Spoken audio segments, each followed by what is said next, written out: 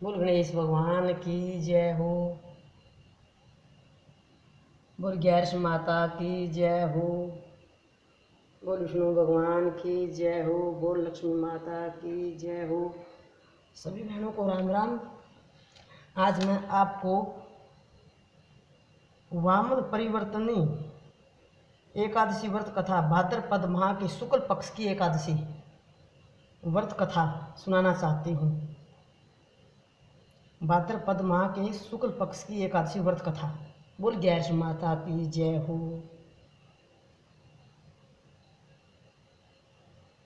कुंती पुत्र युधिष्ठिर ने कहा, हे यदुनाथ, भगवान कृष्ण भाद्रपद माह के शुक्ल पक्ष की एकादशी को क्या कहते हैं, उसकी विधि भी बतलाएं तथा उससे मिलने वाले फल के विषय में भी विस्तार पूर्वक वर्णन करें। देवकी नंदन बोले, हे धर्मराज, अब मैं तुम्हें अनेक प्रकार के पापों को भस्म करने वाली तथा अंत में स्वर्ग देने वाली बातों की शुक्ल पक्ष की एकादशी के बारे में बतलाऊंगा। यह वामन परिवर्तनी एकादशी कहलाती है।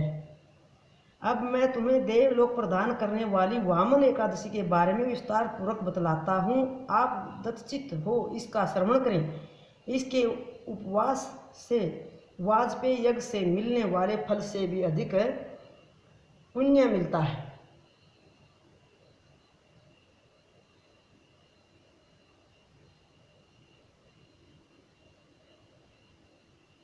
इसे जयंती एकादशी कहते हैं। इसके उपवास के प्रभाव से दुष्ट पारायणियों को भी पापों से छुटकारा मिल जाता है। जो मेरी पूजा अर्चना करते हैं वे मेरे इस धर्मदायक एकादशी उपवास के प्रभाव से समस्त संसार की पूजा का फल पाते हैं। मेरी पूजा करने वाले को मेरे ही लोक में स्थान मिलता है। यह एक सच्चाई है। वामन एकादशी को श्री वामन भगवान का पूजन करने वाला त्रिदेव ब्रह्मा विष्णु महेश की पूजा का फल पाता है। इस एकादशी का उपवास को करने वाला संसार में सब सुखों को पा जाता है।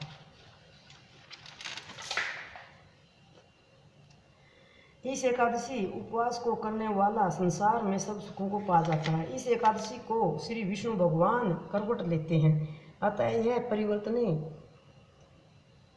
एकादशी भी कहलाती है। धर्मराज ने देवकी नंदन से कहा, हे प्रभु, मुझे आपके वचन कुछ संदेह पूर्वक प्रतीत होते हैं। आप किस प्रकार करवट दूसरी ओर बदलते हैं? आप यह भी कहें कि आपने बलि को क्यों कर बांधा? वामन रूप में कौन कौन सी लीलाएं की? चातुर्मास्य किस प्रकार किया जाता है? और आपके शयन करने के बाद मनुष्य का क्या काम है? यह सब विस्तार से वर्णन करें। श्री भगवान कृष्ण भगवान ने कहा, हे कुंती पुत्र, अब आप इस एकादशी से संबंधित कथा को दत्तचित्त हो सुने। देवलोक के राजा इंद्र तथा अन्य देव रुष्ट हो भगवान विष्णु के पास गए। विष्णु भगवान ने उनकी बात सुनी और उन्हें इंद्रलोक वापस दिलवाने का वादा भी किया।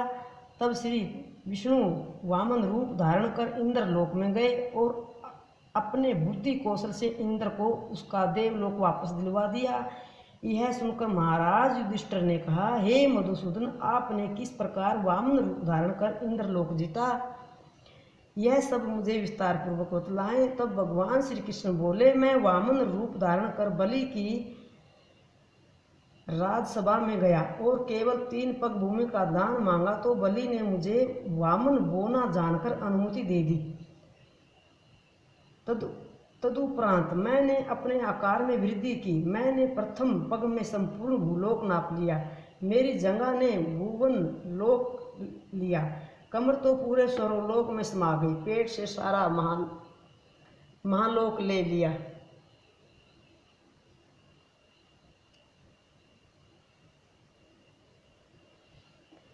हृदय जनलोक में समा गया। कंठ से तपलोक ले लिया। मुख से सत्यालोक ले लिया था। सिर को सीधा कर तप ऊपर उठा लिया।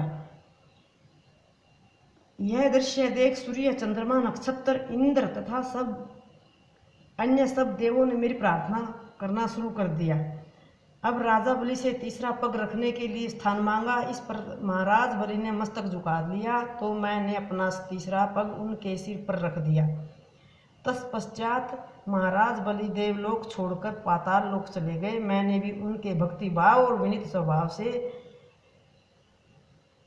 प्रसन्न हो उनको वर दिया। मैं भी सदैव उनके साथ पाताल लोक में ही निवास करूंगा। वामन एकादशी। परिवर्तनी एकादशी को मेरी एक प्रतिमा तो स्वयं राजा बलि के पास रहती है और दूसरी पाताल लोक के अक्षीर सागर में शेष नाग शैया पर शयन करती है। इस दिन विष्णु भगवान सोते हुए करवट बदलते हैं। इस दिन त्रिलोकपति के साथ श्री विष्णु का भी पूजन होता है। इस दिन चावल, दही तथा चांदी दान में दी जाती है और रात्रि जागरण में गायन वादन करना चाहिए। इस विधि से उपवास करने वाले पापों से छुटकारा पाकर देवलोक जाते हैं तथा वहां चंद्रमा की तरह सदैव प्रकाशमान रहते हैं तथा यश पाते हैं। जो इस पाप हरने तथा सुखदायक एकादशी उपवास की कथा सुनते हैं अथवा पढ़ते हैं, वे अश्वमेघ यज्ञ जैसा ही फल पाते हैं। बोल गैरस माता की जय हो। बोल विष्णु भगवान की जय हो। बोल माता गायत्री देवी की जय। श्री राम वाली माता तेरी सदा ही जय हो। राधा रानी सरकार की। बोल शंकर भगवान की जय। बोल बजरंगबली हनुमान की। बोल श्यावर रामचंद्र भगवान की जय। बोल गुरु गोरखनाथ महाराज की जय हो।